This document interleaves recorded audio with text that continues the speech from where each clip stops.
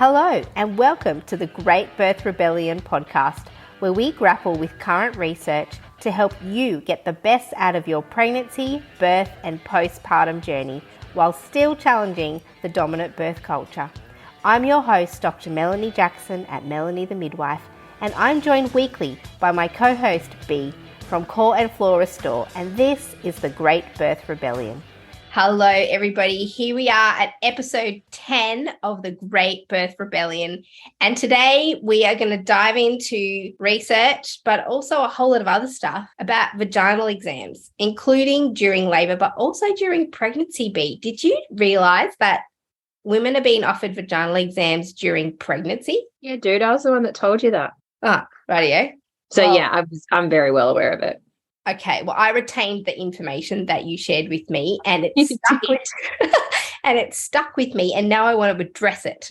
So here we are talking about vaginal examinations, and I'm going to start right from the beginning at what is a vaginal examination? What are they looking for when they do them? So if somebody offers you a quick check, I'm doing the little speech marks now. Let's just do a quick check to see where you're up to, speech marks again. What they're trying to say is they would like to put two fingers inside your vagina to discover your cervix and what's happening around, behind and in front of your cervix usually while you're in labour, but also we know that these can be offered to women during pregnancy. And your cervix is part of your uterus. So if I'm going to give you a visual, imagine a balloon, and your cervix is the end part of the balloon.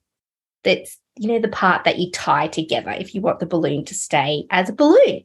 I just wish this was being filmed because your hand movements are amazing. But for other people that really want to know what a cervix looks like, there is an incredible website called beautifulcervix.com, and it's people that have taken photos of their cervix. And we will put this website up in the mail out when I send a mail out every week. Mailing list, I'll make sure that link's there so people can go straight and find it. So that's what they're looking for. They're looking for your cervix and also a whole lot at how your cervix is relating to the rest of your pelvic bowl where your baby is during pregnancy. They're looking for it with their fingers is what. Correct. So it's not a visual thing at all. It's purely tactile. So they are touching and through touch assessing how long the cervix is, how open the cervix is, where the baby's head is in relation to your pelvis. So is it at the at the entrance to the pelvis? Is it lower in the middle part or right down low? Is your cervix facing the back or the front? There's lots of different things that they are feeling for. So yes, that's what we're doing. Well, that's what your practitioner would be doing if they offer you a vaginal exam. During pregnancy,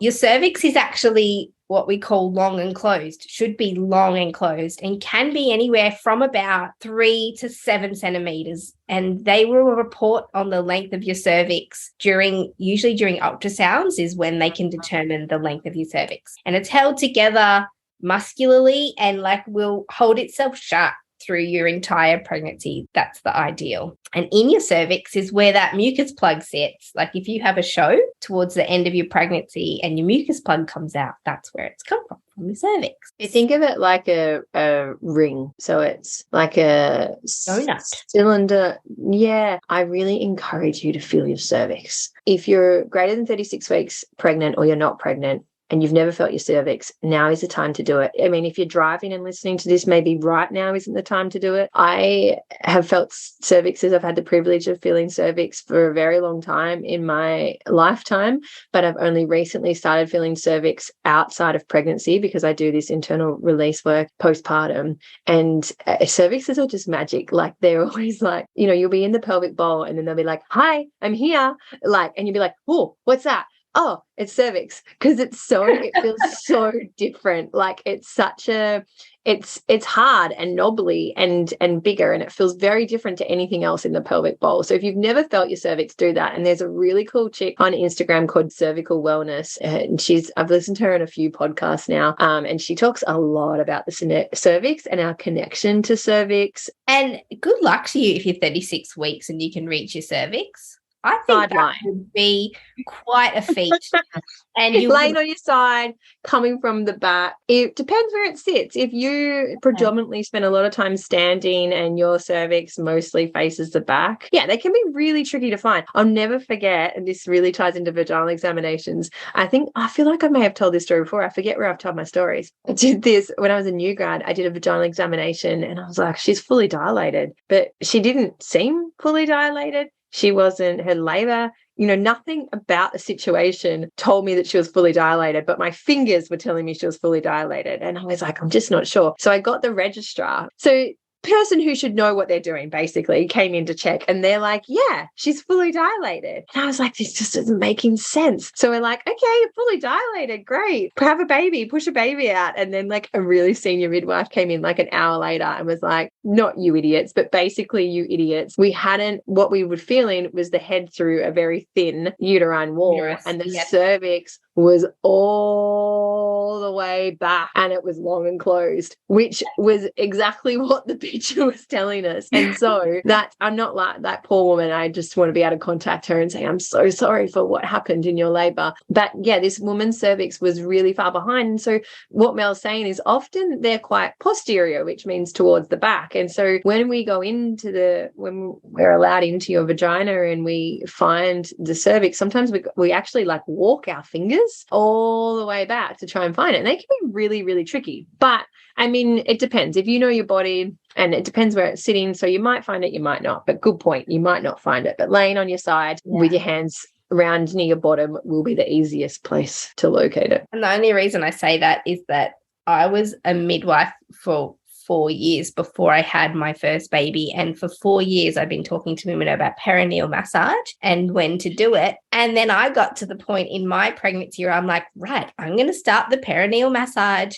Went to try and get to my perineum and realized that I had this huge belly in front of me and I can't even reach that part of my body anymore. And I felt like the biggest idiot. So I'm just wondering, I would like to hear from you if you have the capacity and the flexibility to find your cervix at 36 weeks. I want to give you a trophy.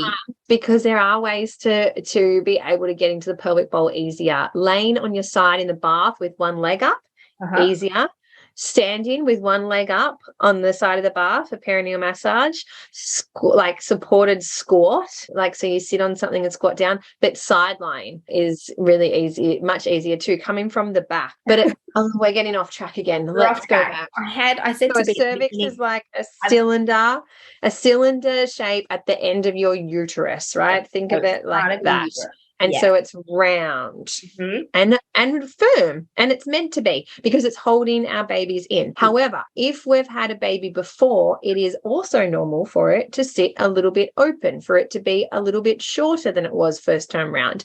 The cervix is magical. It's beautiful. It's divine. The cervixes come in all different types of lengths, firmness. And so, but typically long and closed is where they're meant to be in pregnancy, or a little bit shorter and a little bit open if you've had babies before. At different times in your cycle, in your menstrual cycle, your cervix can be positioned differently as well. There is so much that happens in this space that we know nothing about because we're not connected to our pelvic bowls. And then we get pregnant and someone wants to touch it and they're telling us about our cervix for the first time. Like for most people, the first time they'll know about their cervix is either a pap smear or in pregnancy. And people are touching parts of your body that you haven't touched. So touch it. So this is what, when you're offered a vaginal exam or what they call a VE, or we're just going to check where you're up to, or we want to check your dilation.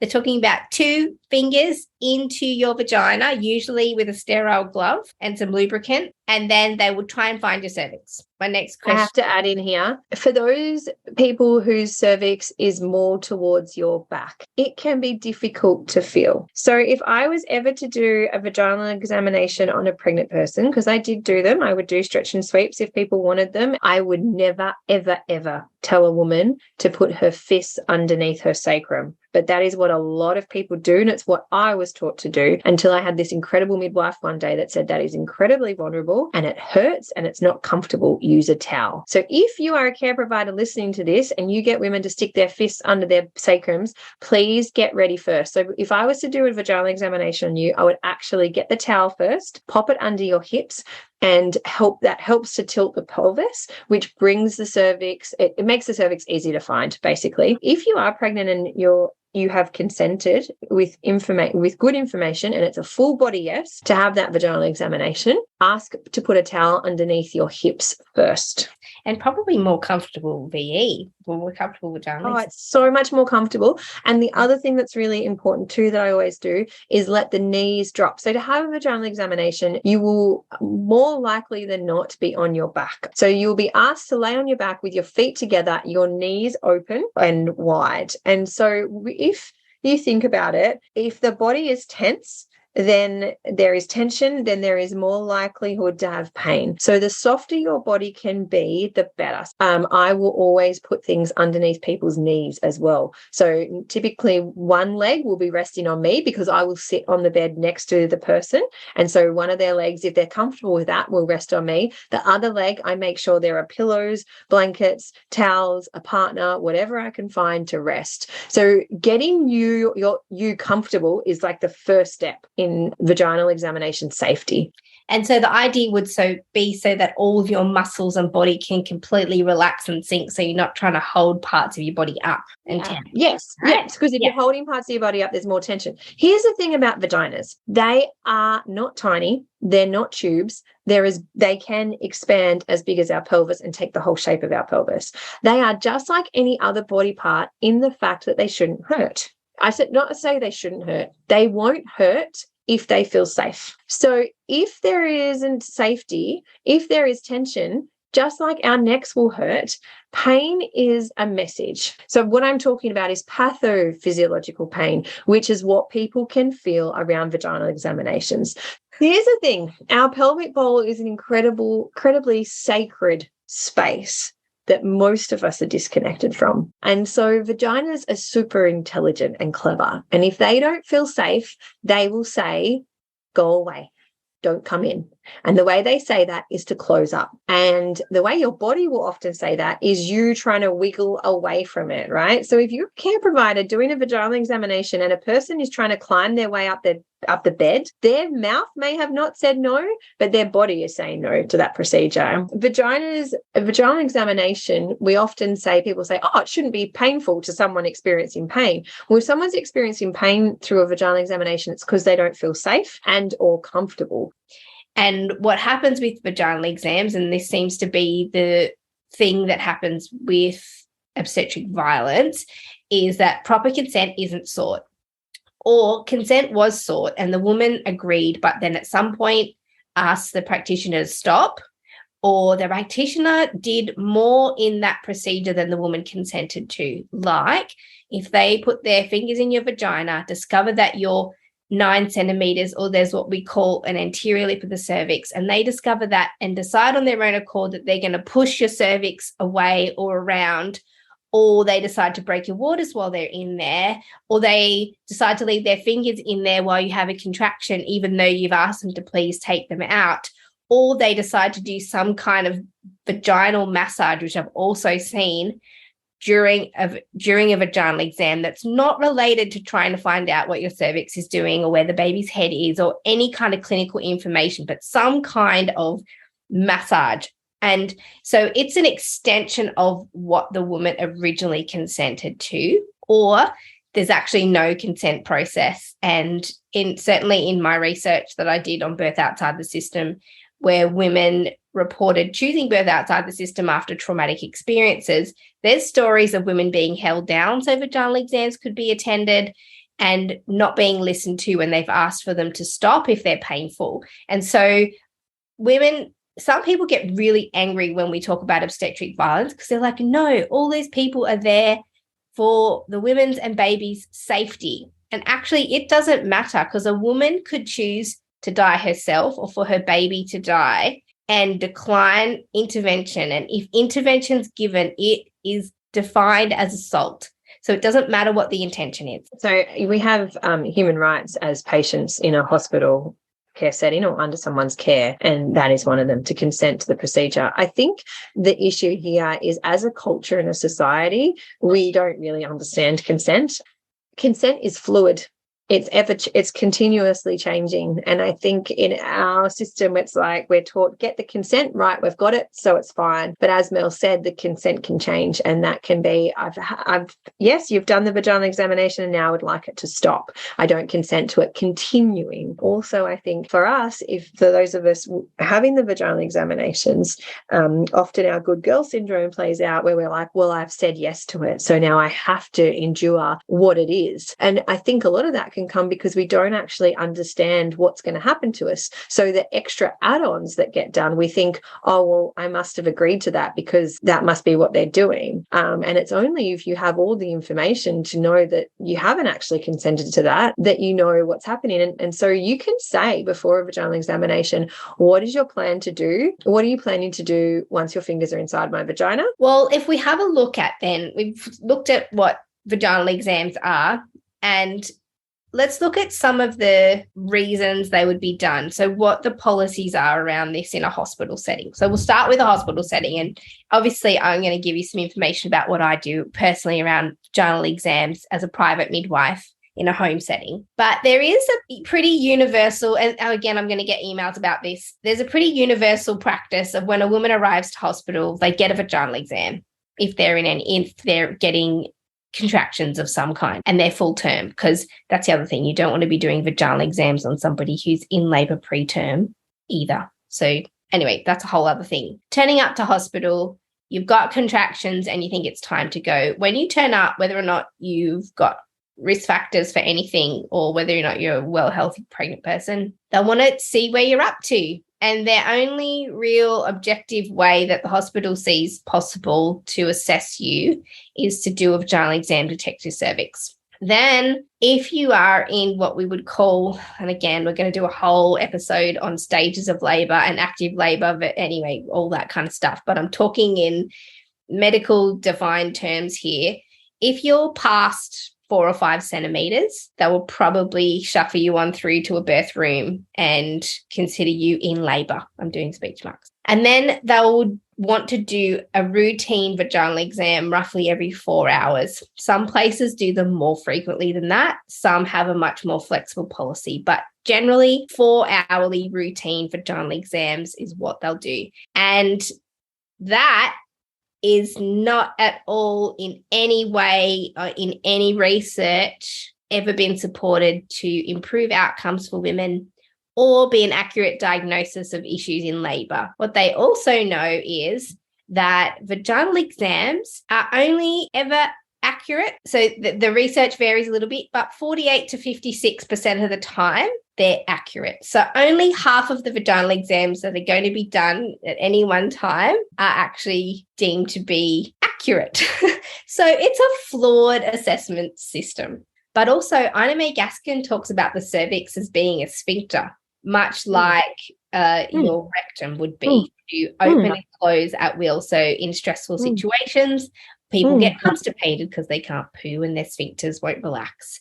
So Ina May Gaskin talks about cervixes being able to open and close again. But I think it's a really under-researched area, the activity of cervixes, which is kind of fine because although the policies in hospitals are 4-hourly vaginal exams, I can count on one hand the number of vaginal exams I do in an entire year. And usually they're not necessarily clinically needed, but under some circumstances, women want them. I don't do them routinely as any kind of, they don't hold weight as far as I'm concerned, unless you need more information for some reason. So what I'm saying is routine vaginal exams done every 4 hours or every 2 hours, whatever the policy is where you are. There's no evidence to support the use of that to improve safety for women and babies. So, and that's a Cochrane database, Cochrane systematic review, and there was one written in 2013 and it's been recently updated in 2020. And I'm going to put that obviously in the research resource folder for anybody who's on the mailing list. So you can absolutely say no to a vaginal exam. You can decline those. You might want to first get information. So why do you need to do this vaginal exam? You could ask a question like, have you got concerns for me or my baby? And if they say, well, no, but if we don't check, we don't know where you're up to, et cetera, et cetera, et cetera. What they're saying is, we are out of our comfort zone not knowing where you're up to in labour, and we would really like to know what your cervix is doing so that our fears can be relieved. I think when it comes to consent, something that I teach people is, first of all, we've got to understand why a procedure is being done. And what Mel and I have just presented you with is the highest form of evidence we have, called a systematic review of all the evidence. And that says there is no benefit to routine vaginal examinations. So really, we've got to understand why they're being done.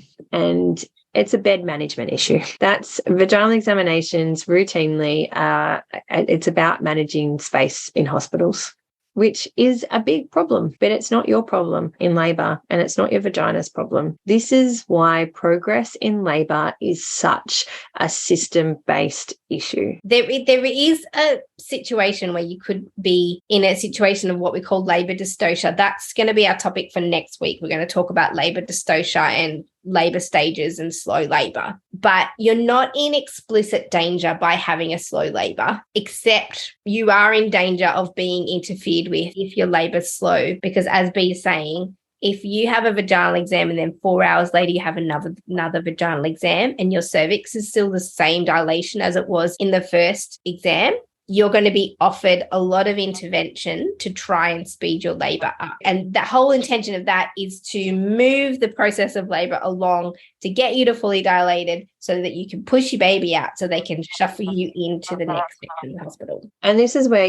when we look at progress of labour, and it's a really tricky one, right? Because we're all different. We're all going to labour differently. Every labour and birth we have is going to be different. So we've really got to understand here, why is not progressing a problem? And whose problem is it? Because here's the thing, if you're well and your baby's well, why does time matter? Why does the speed or the action of your cervix? And, Mel said, talking about Ina May Gaskin, talking about the cervix as a sphincter and that we don't understand this space well. We don't understand the cervix well. We don't understand the space well. There is so much of labour and birth that we still don't understand, yet what we do know is what we're doing is not supported by evidence. So who is not progressing a problem for? So when you consent to a vaginal examination, you're consenting to an assessment of your progress, but for who and why. It is an intervention. It will disrupt you. Because if you go into a vaginal examination and you think, I just want to be 7 centimetres. If I'm 7 centimetres, I'll be okay. And if I'm not 7 centimetres, I won't be okay. And they say you're 4 centimetres. So many women in birth debriefs have told me how that has ruined them. And then they've gone completely out of the zone. And then to try and get back in the zone is incredibly hard, because labour and birth is a mental game as much as it is a physical game. And if you're in that prefrontal cortex, rather than being in that limbic system, that middle ancient part of your brain that needs to look after you in labour, then that can slow things down. And because it interrupts the oxytocin, it increases adrenaline. The body doesn't go, you thought you were 7 centimetres and you're only 4. It's okay, keep going. The brain goes, not safe, stop producing oxytocin. Something's going on that is not safe for this baby to come. And so labour stalls. Having discussions with your care providers in pregnancy around vaginal examinations is really important. The only time Mel or I will do vaginal examinations is if the person asks for it, because they would really like some more information for them. Sometimes when women want a vaginal examination in labour, it's because, as you were saying, Mel, you've had a woman who had 2 births before, and then the 3rd birth, it just didn't feel right for her. It felt different. So she wanted more information, and more information can make her feel safer or enable her to make a decision that then leads to making her feel safer. The other time I would do vaginal examinations is when I'm like, what is going on here? I don't get it. I need a tiny little bit more information. Because here's the thing, a vaginal examination is not the be all and end all. In a hospital system, a vaginal examination tends to be the whole picture. It's what we base a lot of decisions on, what we find in that vaginal examination. Do we break the waters? Do we not? Do we start syntocin? Do we offer an epidural? Do we do a cesarean? For me, it's a tiny piece of the puzzle. And I will do it if the picture is not clear. Typically, when you're having a vaginal examination, they'll do it in between contractions. Some care providers may stay in there for the contraction. This is important to know, because if you go in going, right, they're going to do it in between contractions, and then they stay there and you're on your back trying to have a contraction on your back, that can feel really uncomfortable. So often, when we have the information and we know the uncomfortable is coming up, then we're better prepared for it. It doesn't feel like big or scary or traumatic, because we're prepared for it. This is why it needs to be a full body yes, because trauma isn't what happens to us. It's not the actual vaginal examination. It's what happens inside of us, what we internalize around it. And so a lot of women, when they have vaginal examinations, they'll feel powerless. They'll feel out of control. They'll feel vulnerable. Whereas if they know, okay, I'm going to have this, it's going to be more uncomfortable. And so having all the information is really important around feeling safe during one. What do you need to feel more safe and relax into this? Now, in a hospital situation, if the cervix hasn't changed, then their answer is syntocin. But often the labor needs, or an epidural, right? Syntocin or an epidural. And often they're the two last things that the cervix needs. It's what the body needs to feel safe. And so looking at it holistically, right, does she actually need a rest? Because this is the thing, we expect with progressive labor that labor will be linear and it will start and continue to progress and go up. Often, if the baby needs some space to get into a better position, we will see contractions slow down, space out, give that body more softness, more openness for that baby to move. Mel and I see this because we see physiological labor, but this isn't allowed, and I'm doing inverted speech marks here, in a system, because this is a bed management issue. And also the system is very scared of long labors. We're very scared of, well, something's going to go wrong. Something has to go wrong. If this keeps continuing, something has to go wrong. And so if I bring it back to when would you consent to a vaginal examination, if they ask you that, you may say, if myself or my baby are unwell. Right? Because that is a very good reason to have a vaginal examination. But just to have one to see where you're at, what does that tell us? Absolutely nothing. This comes back to the stages of labor and how they serve no purpose, and how this is all about you getting in and out of that hospital. And stages of labor are going to be episode 11, the next episode. We're going to we'll talk about it. I remember caring for a woman once, and a doctor and I having a very, very heated discussion. He was telling me she wasn't in labor. I was telling him that she was. And this is the thing, as a midwife, there are so many things that tell me you're in labor. I do not have to put my fingers in your vagina to assess that. But I also want to say this comes with continuity of care.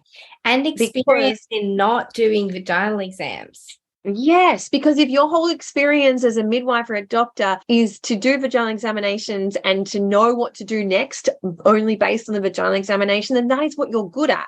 I am really good at not doing vaginal examinations. I am really good at knowing physiological labor. And I'm good at that when I'm providing fragmented care, so when I don't know somebody, but I am much better at it when I know the person. Okay, so I was having this heated discussion with this doctor. It was a very intense argument about whether she was in labor or not. The woman was like, fine, I'll have a vaginal examination. I was like, fine, I'll do one. We were both pissed off about it. We were both coerced into doing it. I did a vaginal examination. She was 7 centimeters. You happy? She's 7 centimeters. She's in labor. Yes, I'm happy. She can stay in the birth suite. 2 contractions later, baby's on her chest.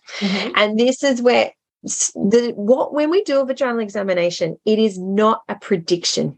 And this is where vaginal examinations become unsafe, because that is what we're expecting of them. We're expecting to be able to predict things, so we can manage the labor. But if a person is well and her baby is well, why do we need to predict? It's only for the system. So vaginal exams are system-centric. They benefit the system. They don't benefit women unless women have explicitly asked for it or there's an issue that we're trying to explore. As always, it's not about saying no to everything. It's about understanding why you're saying yes. Are you just saying yes because? Because why? And is that yes going to lead to more interventions? So what we're saying is, and this is true of any intervention, interventions are to stop things going wrong, or if they're going wrong, trying to bring them back onto the right path. Interventions are not for routine use. So we're saying do not accept, or as a practitioner, if you possibly can, do not do routine vaginal exams because they're not evidence-based and they don't make a difference. And if you're working in the system and that's what you're doing, challenge it. Start going to policy meetings, start getting on the board that make policies and going, hey, let's look at the evidence around this. Because you hold the power. Everyone holds the power to have these conversations. We hold the power to change it. Because it is not our job to coerce you into something. It is our job to provide you with the information and then document what your decision is. Often, our egos get in the way of this because when we offer you something that we want you to have and you say no, that doesn't feel good for us, right? Oh, and that's where the coercive care can come in because it's like, you haven't been a good girl. You haven't said what I wanted you to say. So now the coercive language around, well, you and your baby might die if I don't do one, or you're going to need a cesarean if I don't do one. And if we also think about that, so if 1 in 10 women are the victims of obstetric violence, the percentage of women who've experienced sexual violence outside of pregnancy is even higher. And so as practitioners, I think we should approach vaginal examinations on the assumption that that woman in her past somewhere has been sexually assaulted. And if we are always coming to the vaginal examination process assuming that this woman has been somehow sexually traumatized through sexual violence, then we are going to be much more gentle and empathetic and careful around the process of asking to put our fingers in someone's vagina. You know, for women who have experienced sexual trauma or sexual violence, the process of vaginal exam can create symptoms of flashbacks and revisiting that.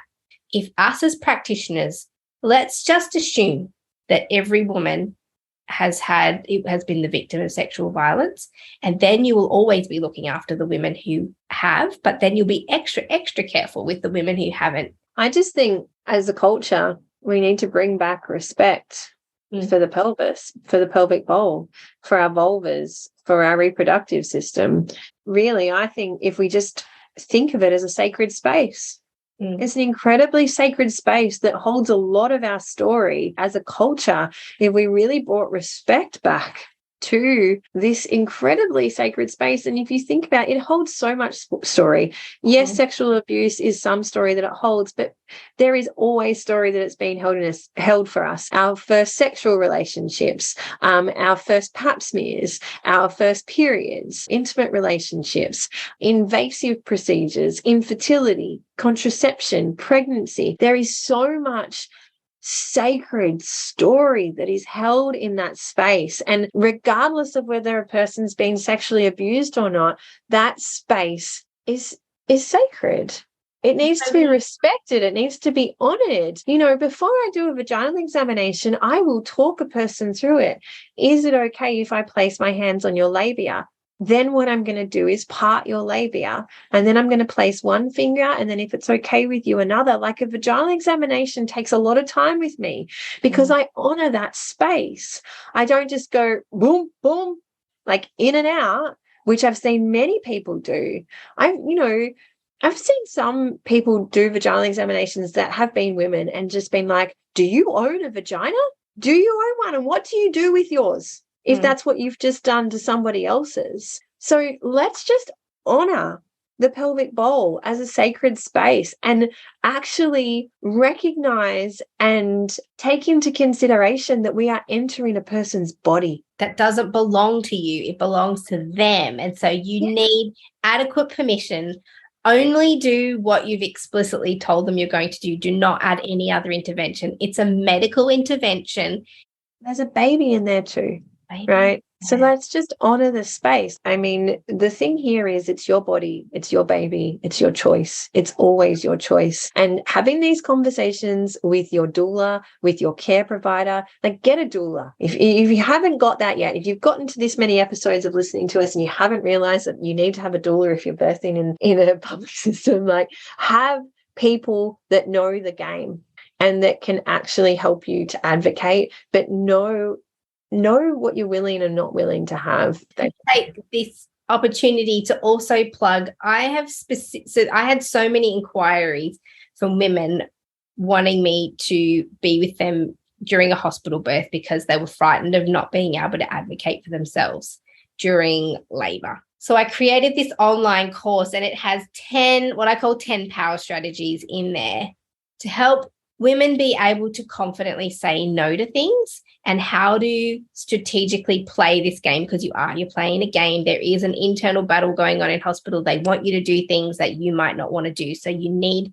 to have insider knowledge about how to stand up under that coercion. That the only reason I created that was that I wanted to duplicate myself and the lessons that I've learned to being in the system of how to navigate it and stand up under it. So if you're concerned about this kind of stuff and you're not sure how you're going to advocate for yourself, you can't find or can't afford a doula, Transformative Birth Work is the course, and it's on my website, and it's got the strategies in there to help you stand up under this if you absolutely feel like you need extra support to do it and you haven't got access any other way. So if we can summarize B then. So vaginal examination is done sometimes during pregnancy, which, by the way, if they're doing it, I don't know if we should go down that rabbit hole yet. We haven't really talked about yet why one would be done in pregnancy. So people may be offered one in pregnancy, and this is generally around talk of induction or do a stretch and sweep at the same time. So just remember, if you are a well person with a well baby, there is no indication for one. The only reason where there may be a benefit is to have one to see what type of induction may be best suitable for you. And that is because you've consented to an induction for a medical reason, and that is going to help distinguish or determine what mode of induction is necessary. So otherwise, if one is offered to you in pregnancy, there is no evidence to say that they should be routinely done in pregnancy or offered. And if it's a stretch and sweep, we can do another episode on that. But basically, a stretch and sweep should only be done if you've got a medical induction booked and you're trying to avoid it. And the later you are in pregnancy, the better for that. So to have stretch and sweeps just for the sake of it at 38 weeks is not beneficial and not routine, not evidence-based. Really, there's no evidence for vaginal examinations during pregnancy unless you're about to undergo the process of being induced. And so if your practitioner is suggesting them at any point in your pregnancy and you're well and healthy and there's no reason for that, then it's fine to decline. There is no evidence for routine vaginal examinations in pregnancy or labour. There is no evidence for their benefit. It is totally your choice if you want one or not. It is also your choice if you're willing to have the information relayed back to you or not. And it is also your choice what happens after that vaginal examination. We will talk about progress of labour in the next episode. Do Mel's course if you need more information around how to say no. Have a birth prep chat with me if you want to, and tapping into your badass wise woman that is able to go with a full body yes or no. And as you were saying before, B, vaginal exams are not predictive. They've told you where you've come from. They can't tell you where you're going. So to make decisions based solely on cervical dilation is also not evidence-based. And that's the Cochrane database. The Cochrane review that I will put up in the mailing list has specifically said that decisions shouldn't be made based on cervical dilation or how long the labour is going. It should always be made on how well the woman and the baby is. So this is just an assessment tool that we can use to help make decisions, clinical decisions, not used routinely. And we will talk in the next episode about other ways of determining progress, things like the purple line, the change in women's behaviour, change in positions and all that kind of thing. But to summarize, what we've been talking about today is that they have no place in routine pregnancy and birth care for women and babies who are well and healthy. Vaginal examinations are a medical procedure that can be used to gain information to help make decisions based on how well or unwell the woman and baby might be. So the process of doing them 4 or 2 hourly is not evidence-based. And the research around vaginal examination shows us that it doesn't improve health and well-being or outcomes for women and babies if they're done routinely. So the other thing we need to mention is that this linear progression of your cervix and needing to be 10 centimeters dilated in order to have a baby, this 10 centimeters is a complete and total fast. Did you know that, Bea? You don't have to be 10 centimeters to push a baby out of your cervix. I totally knew that. Your baby just has to come out. Like, we'll talk about that. Hole. Yeah. I mean, there's not much more information, but a baby with a bigger head will stretch the cervix bigger, and preterm babies or babies with smaller heads will slip through a cervix that's not 10 centimeters. So the other reason, this is the other reason why people do it, is to diagnose fully dilated, to tell the woman when it's time to push. So we haven't even covered that. That is a whole episode on its own. But this is, I mean, the stages of labour are one of the worst things we've done to labour and birth. They serve no purpose at all. And when I look at it from a core and pelvic floor health perspective, it is the worst thing that we do in birth for pelvic floors. It's going to be a whole episode. Yeah, we'll do a whole episode on pushing. But yeah, the whole 10 centimeter thing is something that we've just made up. Well, that's another reason to decline a vaginal exam. If they've said you can't push until we do a vaginal exam to work out if you're fully dilated, you are well and truly welcome to decline that option, because at home, if a woman starts pushing, I make the assumption that she is ready to push her baby out. Occasionally, women can get an urge to push without being fully dilated, but that becomes pretty obvious over time. So if a woman has started with the urge to push and has been doing that for a while, I start to think, the baby probably should have come down by now. But do you know who's also been thinking that for some time? It's the woman. And usually, if I say something like, how are you feeling? Do you feel like things are happening? And often they'll turn around and go, no, I feel stuck. Something's not right. I don't know what's going on. Can you check me? And so there's no need to just check someone because you're wondering if they're fully dilated and ready to push their baby out. These things are discovered as we go, but that is not valued in a hospital system. I no longer tell people to push with the urge, right? So we can do a whole episode on this, but the urge to push is not the time to push. The urge to push is like the urge to poo or the urge to vomit. It's like nausea. We feel like we need to do something, but we're not actually doing something yet. The urge to push is our body signaling that it's going to be pushing a baby out soon. The fetal ejection reflex is the time to push, and the body will do that on its own. And I think in midwifery, we've made a very big mistake and equating the urge to push as the time to push, because it's not actually often the time to push. And so for those babies, push if they're not told to push. So if a woman's making urge sounds and she just goes with it, I don't coach them to do anything at that point.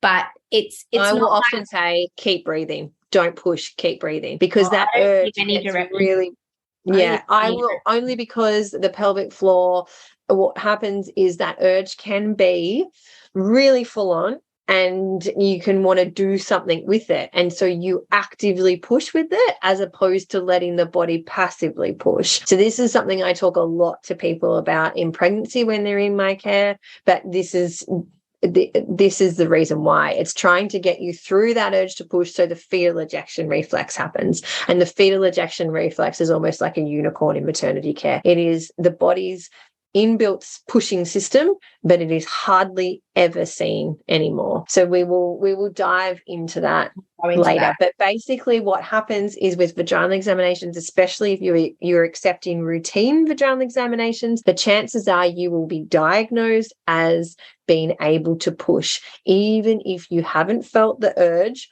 or your baby is anywhere near your clitoris and pelvic floor, which it needs to be for the fetal ejection reflex to be stimulated. Because we have a big fear around that cervix being open and not a baby coming out, which makes no sense at all. So the argument will be that it's not good for you or your baby to be fully dilated for so long. And that is, I mean, Mel's got her own personal experience around that. That is my lifelong passion and goal is to break that down and get that out of the system, because what happens is the damage. So we are scared that if you are fully dilated for too long, you are going to sustain damage. You will, in your pelvic floor and your body, sustain damage if you are coach pushing for that whole time, right? Yes. Because you are straining, you are forcing, your baby will get fetal distress, and you're at a higher chance of having episiotomy. That is what Australian research shows us around coach pushing. The reality is, if we don't know that and you and your baby are well, we haven't put our fingers inside your vagina and seen that it's fully dilated, and we leave you, then you and your baby are well, then there is no harm, because we're not straining or forcing. You are just continuing to labor.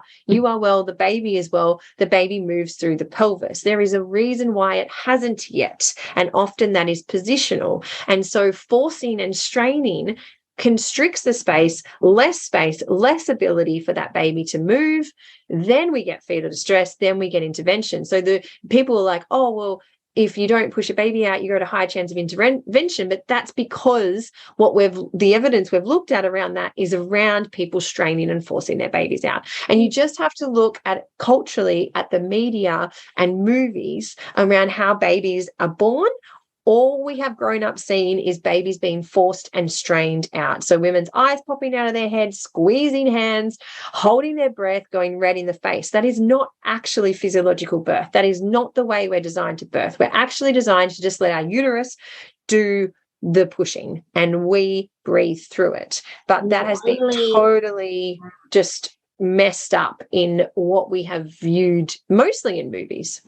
So shows like One Born Every Minute show that, but that's because the system has created that pushing stage. So we have invented a pushing stage that isn't actually physiological. And the reason we have done that is because of vaginal examinations. So knowing that and knowing to decline vaginal examinations in order to decrease intervention, really, that is what Mel and I are saying. Routine vaginal examinations on a well woman they're not beneficial. They're not evidence-based. If you have them, you're more in risk of further interventions.